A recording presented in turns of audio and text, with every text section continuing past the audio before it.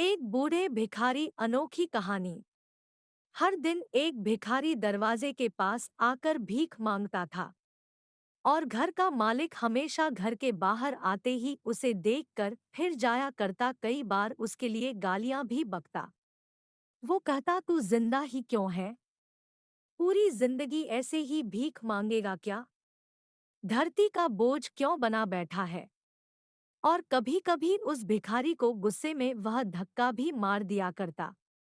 इतना कुछ हो जाने के बावजूद अधिकारी के मुंह से सिर्फ यही निकलता कि भगवान भगवान तुम्हारे पापों को माफ करे। एक बार सेठ को धंधे में बड़ा नुकसान होने की खबर मिली। सेठ बहुत परेशान था कि तभी उसके दरवाजे पर वही भिखारी आया। गुस्से में अपना आपा खोते हुए सेठ ने उस भिखारी को पत्थर दे मारा।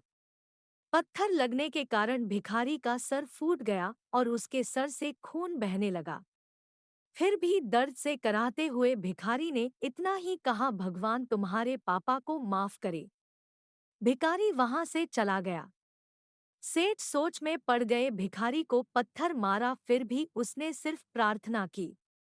सेठ का गुस्सा शांत हुआ। शेर का मन शांत हुआ भिखारी का रहस्य जानने के लिए। सेठ ने भिखारी का पीछा करना शुरू कर दिया। भिखारी जहां जहां जाता सेठ उसके पीछे जाता। सेठ ने देखा कि कोई उसको खाना देता, कोई उसको मारता, कोई अपमानित करता तो कोई गाली देता।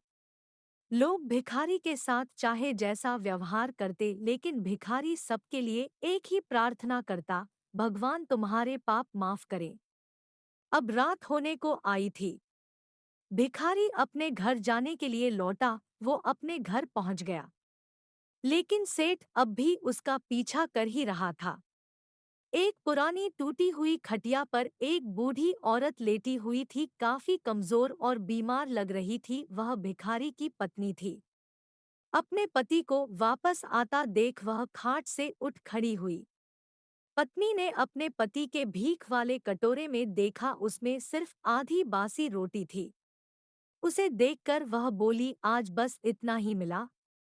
और हाँ, आपके सिर से खून निकल रहा है, ये चोट कैसे लगी? बूढ़ा भिखारी बोला, आज बस इतना ही मिला, किसी ने कुछ दिया ही नहीं।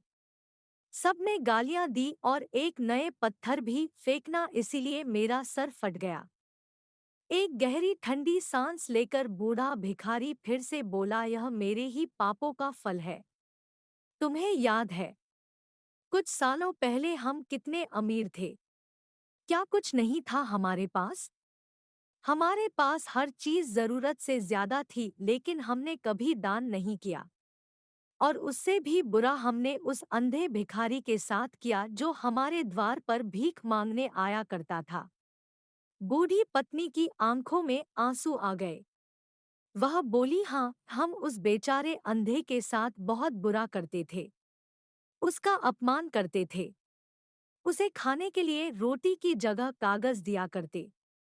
उसका मजाक उड़ाया करते और कभी-कभी मारा भी करते। मैंने कभी उसको रास्ता नहीं दिखाए। एक बार मैंने उसके मुंह पर मिट्टी भी फेंकी थी और वह हमेशा दुखी होकर यही कहता कि भगवान तुम्हें तुम्हारे किए की सजा देगा। भगवान तुम्हारे पापों की सजा जरूर देगा।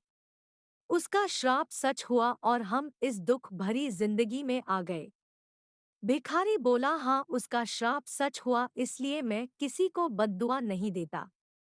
चाहे कोई मेरे साथ कैसा भी बर्ताव करे, मैं हमेशा उसके लिए प्रार्थना करता हूँ। मैं नहीं चाहता कि कोई भी हमारे जैसे जिंदगी का अनुभव करे, किसी को भी हमारे जैसे दुखों का सामना करना पड़े। वो नहीं जानते कि वह कितना बड़ा पाप कर रहे हैं, इसलिए अनजाने में हुए पाप की ऐसी सजा किसी को भी मिले, मैं नहीं चाहता। सेठ वहीं पर छुपकर यह सारी बातें सुन रहा था। अब उसे सब कुछ समझ में आ गया था। भिखारी और उसकी पत्नी ने वह आधी रोटी मिल बांट कर खाएं और भगवान को धन्यवाद बोलकर सो गए। अगले दिन बड़ा भिखारी फिर से भीख मांगने गया। सेठ के घर के पास जाते हैं। सेठ ने पहले से गरम रोटी या उसके लिए निकाल कर रखी थी। उसे देते हुए सेठ विनम्रता से बोला, माफ कर दीजिए बाबा, उसे बहुत बड़ी गलती हो गई। बूढ़ा भिखारी बोला, भगवान तेरा भला करे। इतना कहकर वह आगे निकल गया।